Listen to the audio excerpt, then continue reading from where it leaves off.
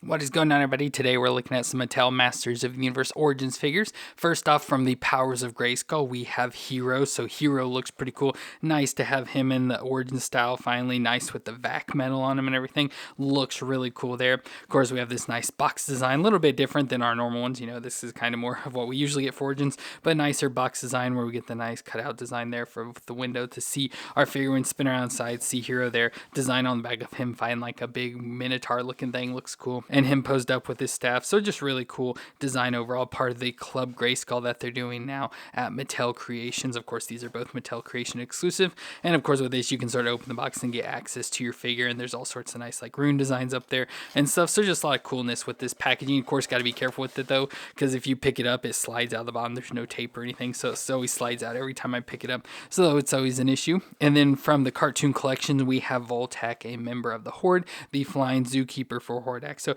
pretty cool. Again, we don't buy too much of the cartoon collection, just mostly characters like this that we probably aren't going to get in the actual Origins line. So just really cool to have Vultak there. So like this vulture-like guy that is a zookeeper, as it says, and we'll spin around just to see the back of his card. So there he is. And from Zoo Story, as it's cool, we got Bo and She-Ra and stuff there. So that's pretty cool. So nice design for that overall as well. So two new characters added to our Origins collection. So let me get them open out of the box and we'll take a look at them together. So we're going to start off with Hero, which originally back in the 1980s was planned as the centerpiece of a spin-off line called the Powers of Grayskull, with characters set in Preternia that revealed the secrets of the source of He-Man's powers, but through the adventures of a young wizard known as Hero. And he's also considered the son of King Grayskull and an ancestor of He-Man. So he looks pretty cool here, like this design overall. Of course, we've seen Hero before in like the Masterverse figures, so not too surprising or too different from what we see here. Just pretty cool that he has the vac metal, so we get the chest plate and the vac metal gold there, so you can see all the nice reflection in that. But you get the nice like H logo there on his chest, little jewel there at his neck, of course cape hanging off his back, which I don't like the way that the cape's designed because it has this front band that sort of sticks up in the air in front of his face a lot.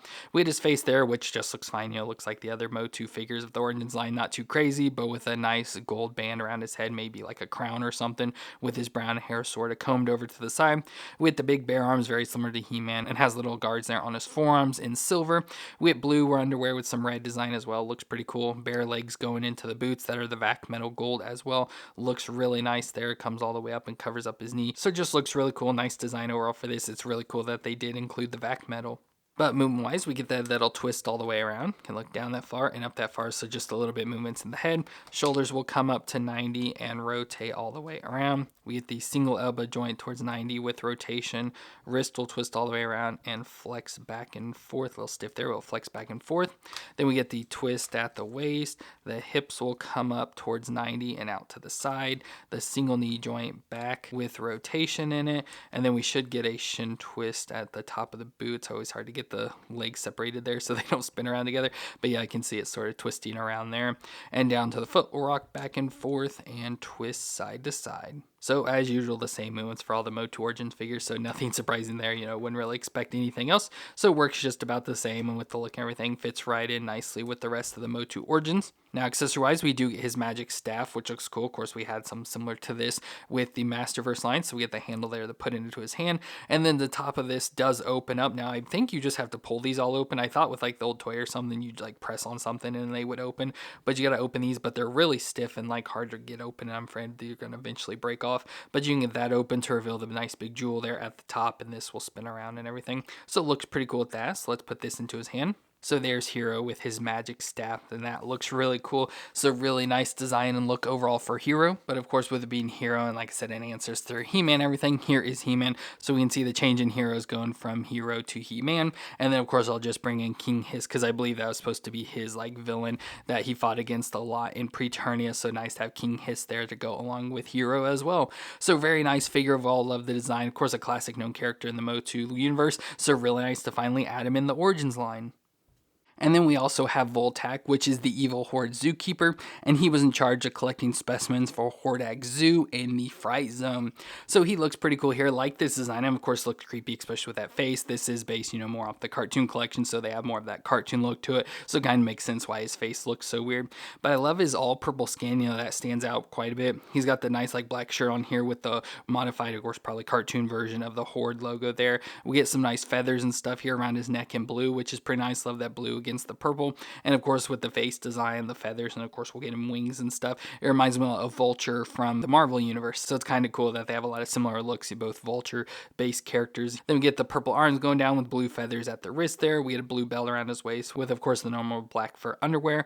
Then get purple legs all the way down to the boots. So he's got some bird-like toes there. So 3 toes sticking out with the nice claws. Of course still have like the wrapped up leather design with blue fur at the top of that as well. So overall pretty nice, cool design. Pretty simple and basic, you know, has that creepy look from the cartoons, but looks really cool also. But movement-wise, the head will twist all the way around, and he can look down that far enough. That far is just a little bit of movements. Of course, less movements than you normally have because of the feathers around his neck. But his shoulders will come up to 90 and rotate all the way around. We get the single elbow joint that's real stiff on him, but can bend there towards 90 with rotation. We get the wrist that'll twist all the way around and flex back and forth. We'll get the twist at the waist. The hips will come up that far and out to the side. Single knee joint back with rotation.